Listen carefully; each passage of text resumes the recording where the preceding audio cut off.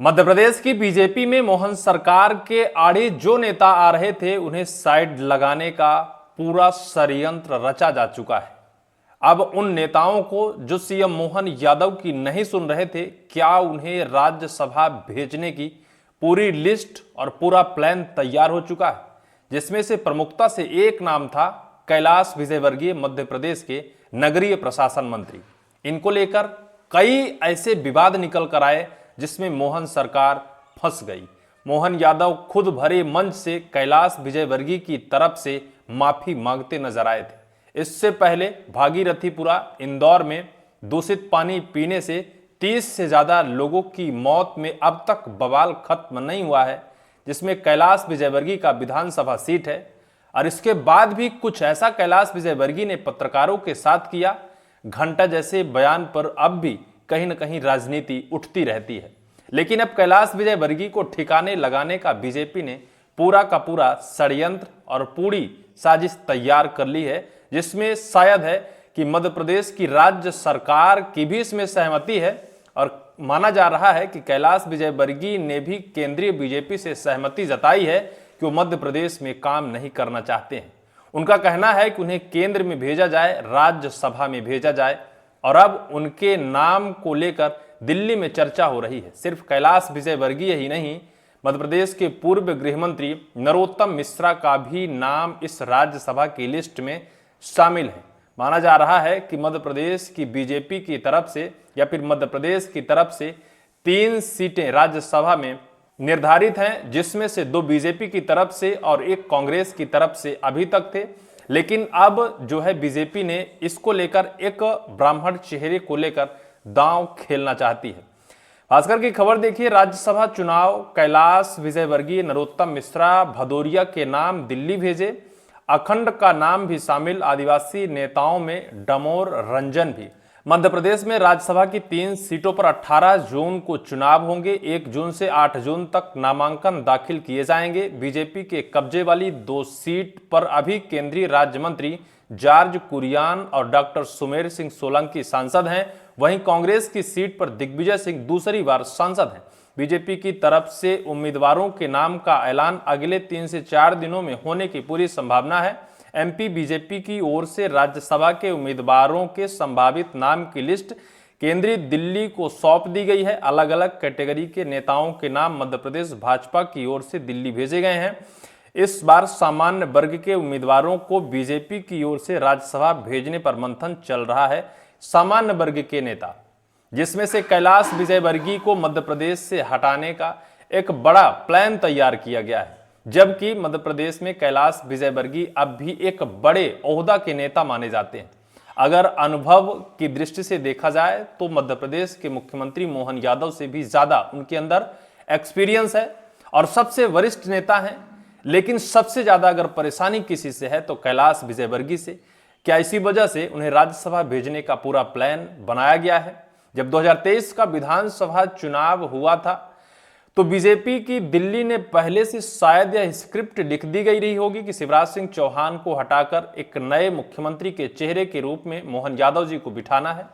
और उनके मार्गदर्शन में शायद कैलाश विजयवर्गीय, प्रहलाद सिंह पटेल ऐसे एक्सपीरियंस अनुभवी नेताओं को मध्य प्रदेश की विधानसभा चुनाव में उतारना है। और इन्हीं बड़े नेताओं को मोहन यादव के मार्गदर्शन के रूप में मध्य प्रदेश में उतारा गया था। लेकिन अब कहा गया कि जो मार्गदर्शन करने आए वही आज मध्य प्रदेश सरकार के लिए सबसे बड़े मुश्किल और सबसे बड़े रोड़ा बन गए। क्योंकि अभी तक आपने 2.5 साल का मोहन सरकार का वक्त भी था, जिसमें सबसे ज्यादा विवादें अगर कहीं हुई हैं तो वो कैलाश विजयवर्गीय के नाम पर हुई हैं। विधानसभा में नेता प्रतिपक्ष को लेकर भी जो उन्होंने तल्ख टिप्पणी की थी, उसको लेकर भी विवाद गहरा हुआ था। और फिर सीएम मोहन यादव विधानसभा सदन में ही बाकायदा माफी मांगी थी। उन्होंने कैलाश विजयवर्गीय की तरफ से माफ करने की बात कही थी। लेकिन अब कैलाश विजयवर्गीय को मध्य प्रदेश से क्या हटाया जाएगा, या फिर कैलाश विजयवर्गीय खुद मध्य प्रदेश से हटना चाहते हैं, या फिर बीजेपी उन्हें यहां से हटाना चाहती है? कैलाश विजयवर्गीय मध्य प्रदेश सरकार के नगरीय प्रशासन मंत्री हैं। बीजेपी के सीनियर नेता की लिस्ट में है, सबसे ऊपर हैं। सूत्रों के मुताबिक राज्य मंत्रिमंडल से मुक्त होकर राष्ट्रीय राजनीति में काम करने के इच्छुक हैं।